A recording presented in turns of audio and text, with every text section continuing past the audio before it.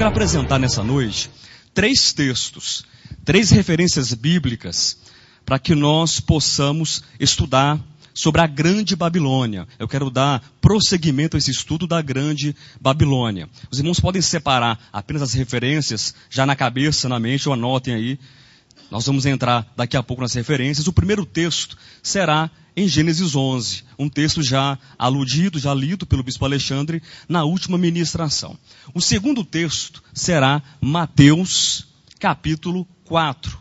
E o terceiro e último, mas não menos importante texto, será Apocalipse, capítulo 18, que fala também sobre a Grande Babilônia.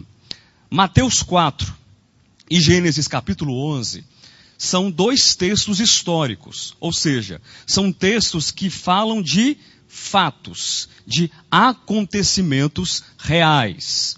E Apocalipse capítulo 18 é um texto profético, um texto escatológico, mas é um texto simbólico.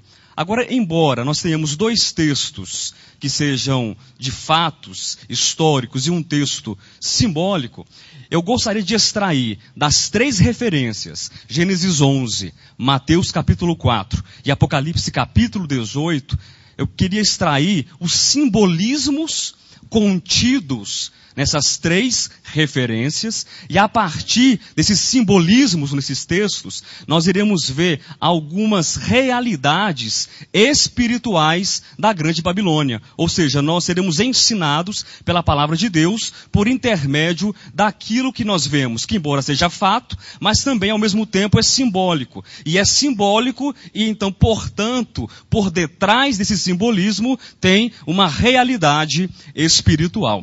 Eu me lembro eu assisti a ministração, e um dos pontos mais importantes que o pastor Alexandre colocou foi o seguinte, ele disse o seguinte, que a nossa preocupação não deve ser, em primeiro lugar, ficar contando ou recontando a história, mas deve ser o quê? Atentar para o valor intrínseco do texto. Eu pergunto aos irmãos, que valor é esse? O que é mais importante ao ler a palavra de Deus? Será que é citarmos as crônicas, as genealogias, citarmos os tipos, citarmos toda a história do Antigo e do Novo Testamento? Isso é o mais importante? Não. O que é o mais importante? O irmão Mildo diz que é a revelação. Porque contar a história, talvez nós sejamos os piores contadores de história. Há certamente pessoas que contam histórias melhores do que nós, que falam das crônicas, das genealogias, e como aconteceu, vai contando tintim por tintim, cada pormenor do Antigo e do Novo Testamento. E às vezes a pessoa fica perdida nesse pormenor e esquece daquilo que pode mudar a nossa vida, mudar a nossa sorte, que é a revelação da palavra de Deus. Mas antes, todavia, de nós entrarmos nesses 3 textos, nessas referências, eu quero voltar, recapitular brevemente com vocês alguns pontos da última ministração. Quem esteve aqui na última ministração do Apocalipse? Levante a mão, por favor. A maior parte dos irmãos que estão aqui. O que foi dito pelo bispo Alexandre a respeito da Grande Babilônia?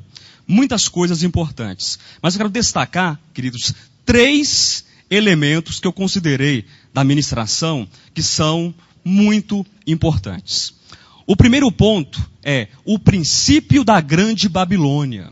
O princípio da Grande Babilônia. Os irmãos lerem Gênesis 11, vamos ler esse texto novamente hoje. Vamos ver que o princípio da Grande Babilônia está lá atrás. Porque a gente, de repente, lê Apocalipse capítulo 17 e 18 e vê aquela figura colossal, uma mulher vestida de púrpura, de escarlate, adornada, na verdade, uma mulher prostituta, meretriz, que representa, que é símbolo da Grande Babilônia,